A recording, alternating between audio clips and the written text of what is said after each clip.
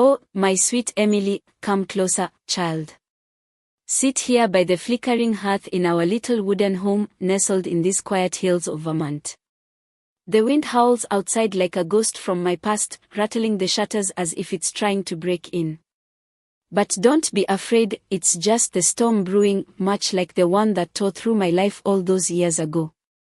Therefore, let me hold your small hand in mine, feel the warmth of your fingers against my wrinkled skin, and I'll tell you a story. Not just any story, but mine. It's filled with shadows that still haunt me, and lights that guide me forward. But listen carefully, for it begins not with joy, but with a suspenseful night that changed everything, a night when betrayal whispered louder than thunder. Picture this, Emily, it was a rainy evening in 1985, in our family home on the outskirts of Burlington. The house was old, much like this one, with creaky floors and walls that held secrets.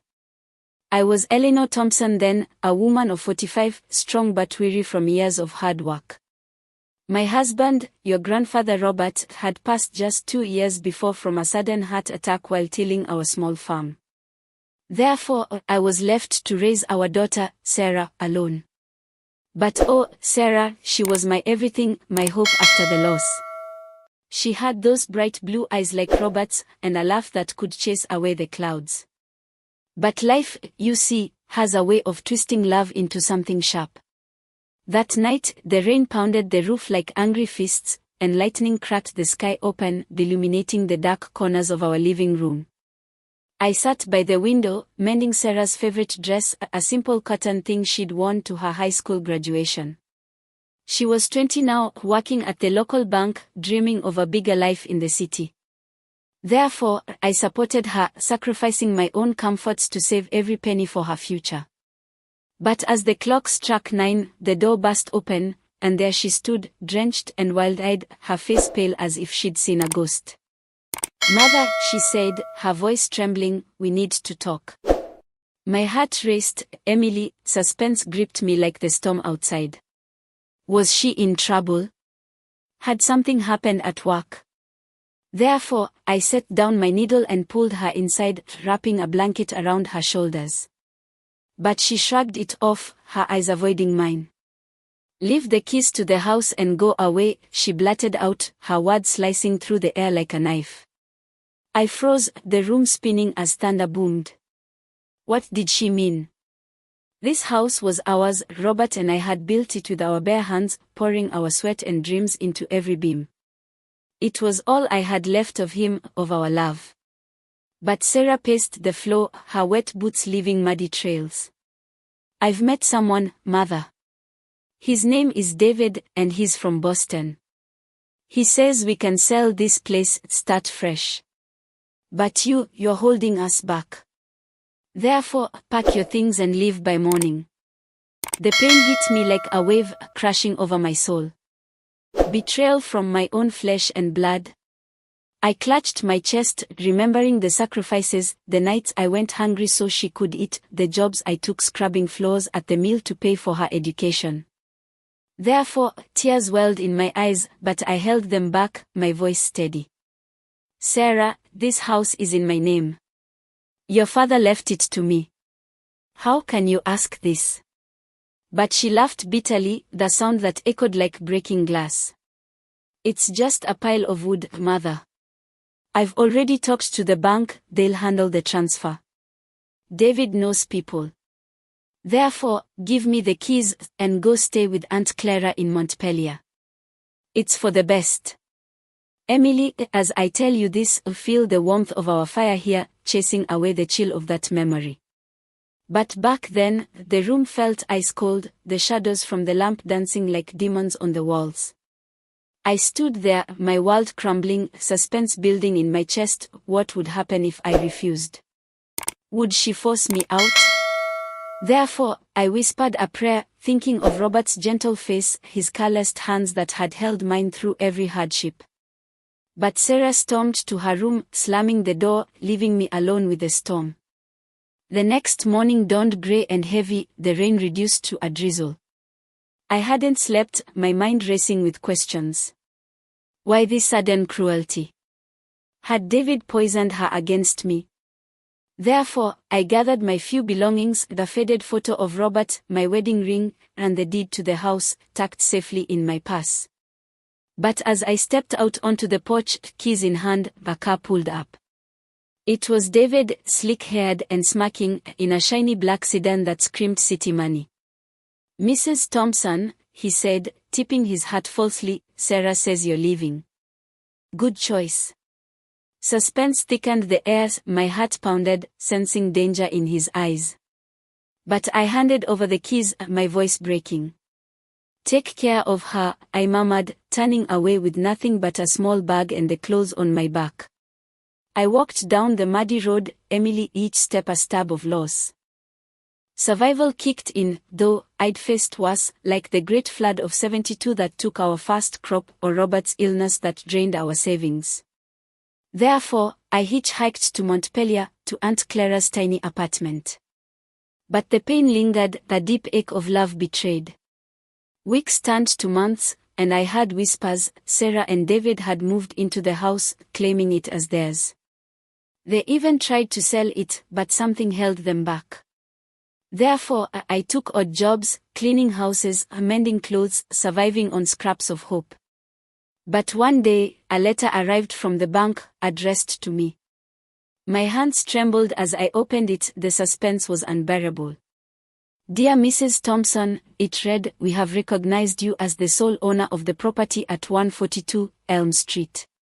There appears to be an irregularity in recent claims." "Oh, but that's jumping ahead, my dear Emily.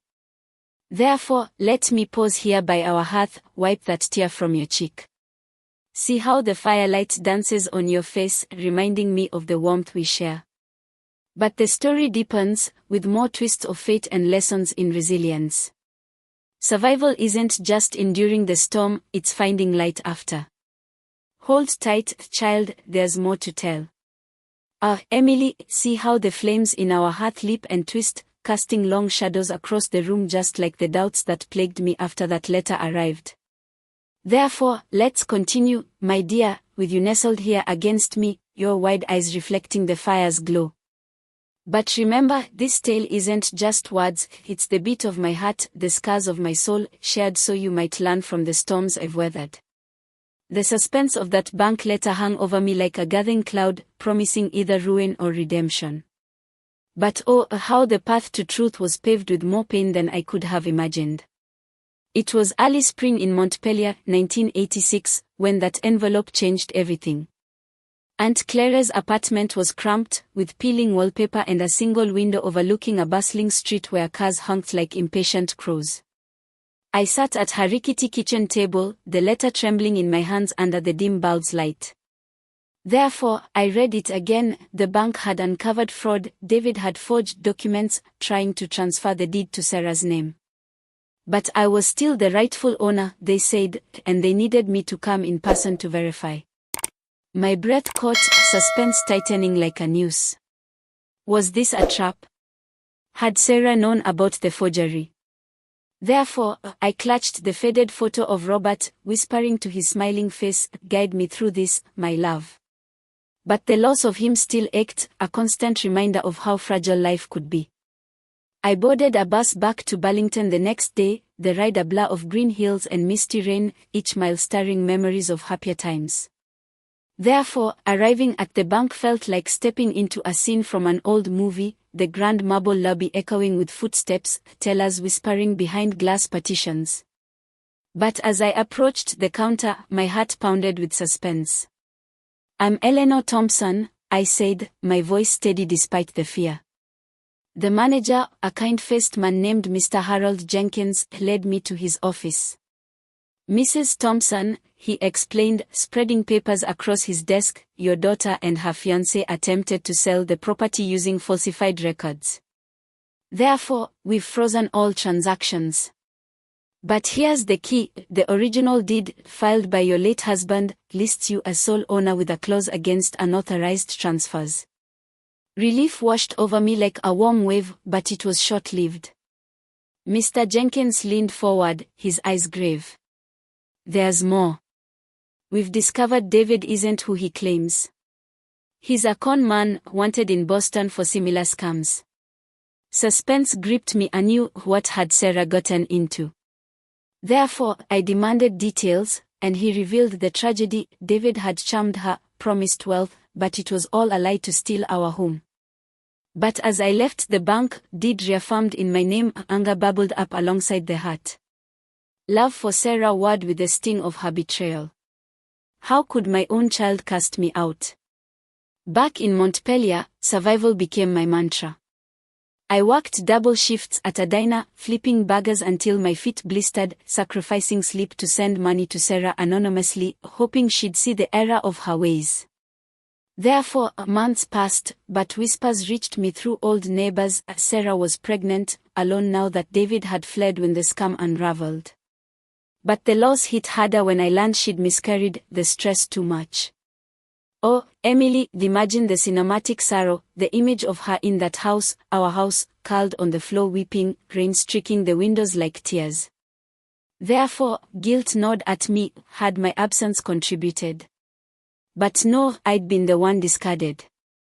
One crisp autumn evening, suspense peaked when Sarah appeared at Aunt Clara's door, her face gaunt, eyes red from crying. "Mother," she sobbed, falling into my arms. The room spun with emotion, the scent of fallen leaves drifting in from outside. Therefore, I held her, but my heart was a fortress now, built from years of sacrifice. "Why, Sarah? Why did you throw me away like yesterday's news?" She confessed through tears. David had manipulated her, filled her head with dreams of escape from our simple life. But when the bank exposed him, he vanished, leaving her broke and broken. "I was wrong, Mother. Forgive me." Forgiveness didn't come easy, Emily. Therefore, we talked through the night, the lamp's light flickering like our fragile bond. I shared my own tragedies, the famine of '65 that took my parents, forcing me to marry young, Robert's death, leaving me to fend alone. But in those hours, hope flickered. Sarah moved in with us, and slowly, we rebuilt. Yet, deep down, a seed of revenge grew, not violent, but a quiet justice. David was out there, preying on others. Therefore, with the bank's help, I reported him fully, providing evidence that led to his arrest. But that was just the beginning of the moral reckoning.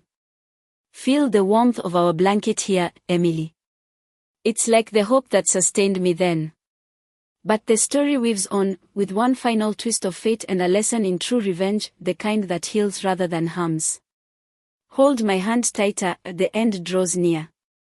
There now, Emily, lean your head on my shoulder as the fire in our hearth crackles softly, its embers glowing like the embers of justice that finally ignited in my life.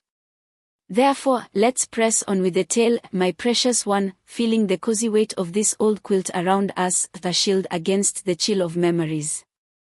But know this, as the suspense of betrayal loomed largest, it was in the quiet acts of survival that true hope bloomed, and revenge, not the bitter kind, but a moral reckoning that mended what was broken. Picture it like the climax of a grand film, where the storm clears to reveal a dawn of hard-won peace. After Sarah's return, we lived in Aunt Clara's apartment like refugees from our own lives, piecing together fragments of trust. Therefore, I forgave her slowly, but the scars of loss ran deep, Robert's absence a constant shadow, the house a symbol of all I'd sacrificed. But suspense built again when word came from the bank. David had been caught in Boston, trying his scams on another family. The authorities wanted my testimony to seal his fate. Oh, Emily, my pulse raced like thunder in my veins. Here was my chance for revenge, to make him pay for the pain he'd sown. Therefore, I agreed, boarding a train to the city, the rhythmic clack of wheels echoing my resolve. But as I stared out at the passing landscapes, rolling fields giving way to towering buildings, I wrestled with my heart. Revenge could poison the soul, just as betrayal had poisoned Sarah's choices. The courtroom in Boston was a stark, echoing chamber, sunlight filtering through high windows like judgmental spotlights on a stage. Therefore, I took the stand, my simple dress and graying hair a contrast to David's sleek suit and desperate eyes. But when our gazes met, suspense hung thick. He recognized me, the woman he dismissed as an obstacle. "Mrs. Thompson," the prosecutor asked, "tell us what happened." I spoke steadily, recounting the night Sarah demanded the keys, the forgery, the way he'd manipulated my daughter into casting me out. Therefore, evidence piled up, bank records, witness statements, and David's face crumpled. But in that moment, I saw not a monster, but a broken man, driven by his own losses, perhaps. Revenge stirred in me, hot and fierce, but I tempered it with truth. As the trial unfolded, more tragedies surfaced. David confessed under pressure he'd lost his own family in a fire years ago, turning to cons as a twisted survival. Therefore, the judge sentenced him not to endless prison, but to restitution and community service, forcing him to rebuild what he'd destroyed. But my revenge came in a quieter form. I faced him after the verdict, in a dimly lit hallway where echoes amplified every word. "You took my home, my peace," I said, a voice firm. "But I won't let hate consume me like it did you. Therefore, pay back every cent, and learn that true survival comes from lifting others, not tearing them down." He nodded, tears in his eyes, and in that exchange, moral justice prevailed, revenge not through destruction, but through forcing growth. We returned to Burlington triumphant, Sarah and I reclaiming our house. Therefore, the bank had held it in trust, and now it was ours again, its walls whispering welcomes like old friends. But the real healing began there. Sarah, chastened by loss, helped me restore it, painting rooms in soft blues that matched Robert's eyes. We planted a garden, symbolizing new hope from the ashes of betrayal. Therefore, years passed. Sarah married a kind man named Thomas, and you, my Emily, were born, the light of our survival. But I never forgot the lessons. Love demands sacrifice, loss tests the spirit, and hope is the quiet revenge against despair. Now, as our story ends here in this humble home, Emily, see how the fire dies to glowing coals, much like the embers of my past. Therefore, remember this moral, child: when betrayal strikes, don't seek vengeance in anger, but in rising stronger, helping others avoid the same pitfalls. But if revenge must come, let it be just and healing, turning pain into purpose. You've had my life, tragedies of loss, sacrifices for love, survival through storms, and hope that endures. Therefore, carry it with you, my dear, and know our bond is unbreakable.